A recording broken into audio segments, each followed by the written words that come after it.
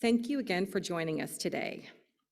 2 years ago, as we were preparing for our annual meeting, we were forced by the onset of COVID to quickly figure out how to conduct an annual meeting online.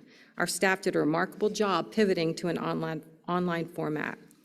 Last year, COVID again forced us to turn to Zoom for our annual meeting, and our staff nailed it again. But this spring, thankfully, the activity and operations in our building look more like 2019. Our students, staff, congregants, and guests fill the halls and spaces of 1500 Sunset with work, worship, study, and volunteering. So why are we meeting like this again over the internet? We discovered that the online format in 2020 and 2021 attracted 75% more members to the annual meeting. With such a huge increase in participation in temple business, sticking to an online format was simply a smart business decision.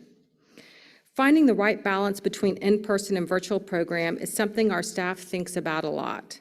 It's encouraging and exciting to be back in a posture of planning rather than reacting.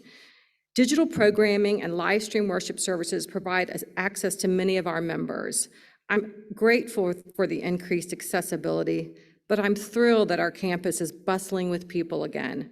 After too many quiet months here, having people in the building again reminds me how important it is to connect with each other in this sacred space.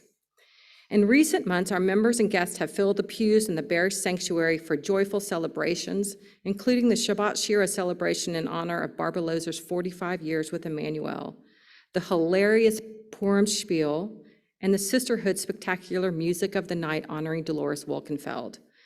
Feld Hall hosts kiddish luncheons and volunteer events such as kids' meals.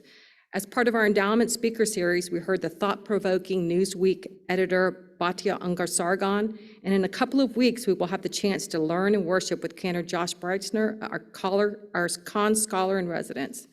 Next week, we look forward to celebrating the second night Seder with close to 200 people attending. Our monthly Tot Shabbat services have drawn a capacity crowd of 150 nearly every month. The return of Friday night and Saturday morning services in the intimate Proler Chapel was welcomed by many of our members. The return of on-campus learning was easily the most significant boost of energy this year. 6 days a week, the halls of Helfman and Becker are teaming with students and teachers. Last fall, Helfman welcomed back students to our campus, and this spring invited parents and caregivers back to the lively Sunday morning tefillah service led by our clergy and song leader TAs. Director of Congregational Learning Stephanie Carlson and her staff continue their dynamic approach to Jewish curriculum for Helfman students pre-K through 12th grades. Let me share some highlights that we can all be proud of.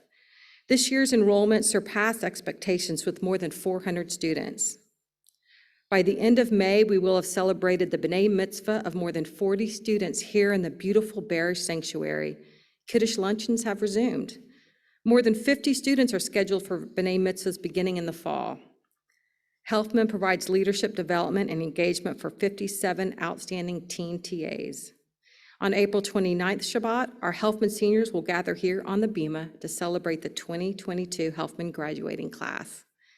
In June, 17 of our 10th graders will celebrate confirmation during the Erev Shavuot service.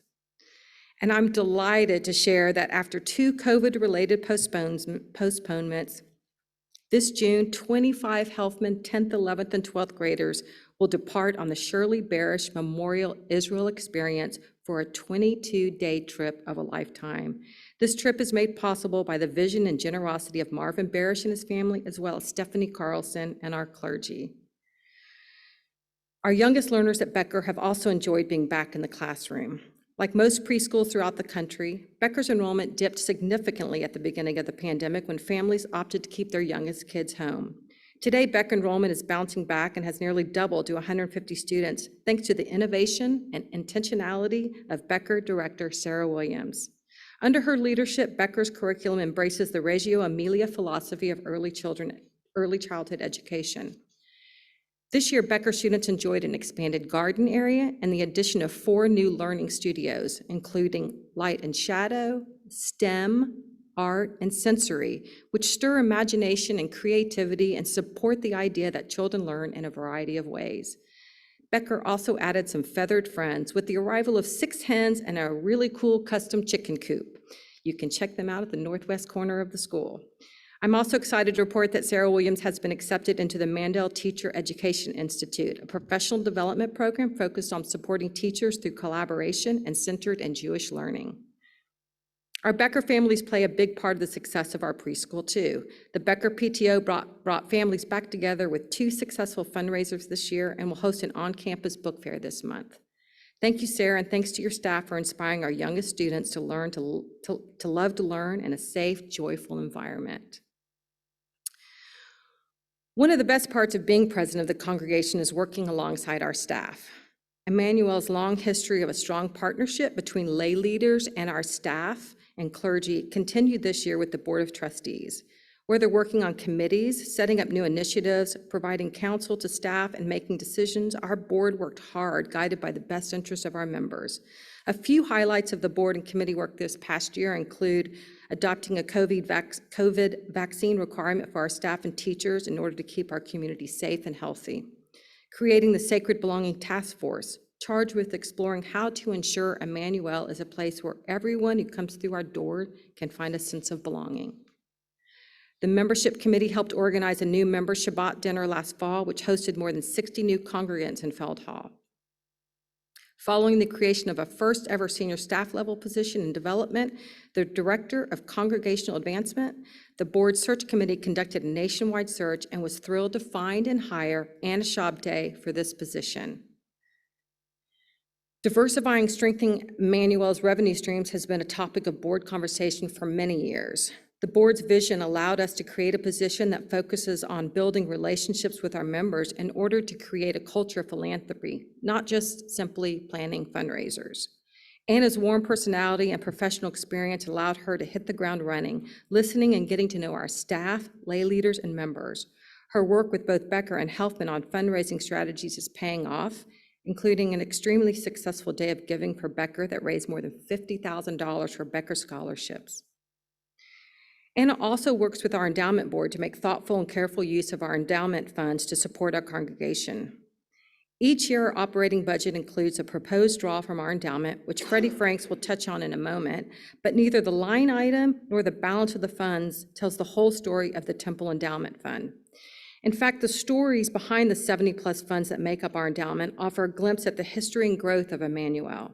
I hope you saw the year-long series in the Temple Bulletin that highlighted not just how the funds are used, but the inspiring and heartwarming stories of the philanthropy of Emmanuel families who prioritize the future of Emmanuel with the creation of these funds. Please join me in thanking Stuart Gaylor for his leadership of the Endowment Board and the Committee of Endowment Board Directors and other lay leaders for this beautifully researched and written series. Freddie Franks will share more details about the budget shortly. I want to thank all members for choosing to belong to Emmanuel. Operating a member-based nonprofit requires each of us to make a financial investment in Emmanuel through our annual commitment. Your annual commitment is key to the success of our vibrant community and the future of Emmanuel. We are committed to never letting financial hardship be a barrier to belonging to Emmanuel. When our members endured unexpected economic challenges and uncertainty during COVID, our staff worked to ease their hardship with appropriate adjustments to their pledge. These unavoidable revenue reductions had a direct impact on our bottom line, leaving a deficit for 2020 and 2021. This year's annual commitment pack will arrive in your mailboxes soon. If your circumstances have improved, please consider enhancing your annual commitment pledge to ensure the financial health of your spiritual home. On a personal note, it's the end of my 2-year term. My term began with the onset of COVID and ends this month when life feels more like 2019 than 2020. I have joked with many that it's the pandemic presidency. The opportunity to serve this congregation as president was an honor.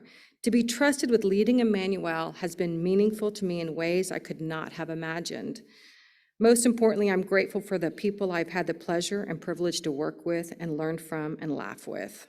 I've had a front row seat to the work the clergy does in service to our congregants, our local and global Jewish community, and to the stranger. If I did anything to make their jobs easier, I will consider my service a success. Rabbi Hayon, thank you for your partnership and friendship. I've seen how your love for our congregation and respect for our rich history anchors your vision for what we hope to always be a vibrant, vital Jewish community in the heart of Houston. Rabbi Silk, thank you for always being there for me as a rabbi and a friend and a recipe resource. I'm grateful for your steady presence and wise counsel whenever I need it. Rabbi Fixer, thank you for helping me ask hard questions. Cantor Simmons, thank you for your beautiful music that is a balm for the ups and downs of life. David Lambden, we have tackled a lot of challenges these past 2 years together and managed to laugh through almost all of them. Thank you for your partnership and friendship. Jason Plotkin, I'm so glad we had the chance to work together these past 2 years. Thank you for always thinking ahead, always answering my texts promptly, and for approaching novel ideas with, how can we make that work? I trust everyone tuning in knows that you will be leaving Emmanuel for a new and exciting position in Michigan at the end of May. We will miss you, Eliza and Isaac, and wish you all the very best. I also want to thank the Board of Trustees and the Executive Committee for your support and dedication to Emmanuel. I'm excited for Stuart Gaylor to take the helm on May 1st. Stuart's thoughtfulness, business acumen, and ability to energize volunteers are the perfect combination to lead our congregation. Congratulations, Stuart. And finally, I want to quickly thank my family. I could not have done this job without the encouragement and support of my husband, Arthur Feldman, and my children, Nora, Harry, and Penny. I know each of them welcomes an end to my endless texts back to them. Sorry, I can't talk right now. Can't talk walking into a meeting. Meeting running long. We'll be home soon. Thank you all, and have a lovely Seder. Now I'd like to invite Rabbi Hayom back to the Bema for his report.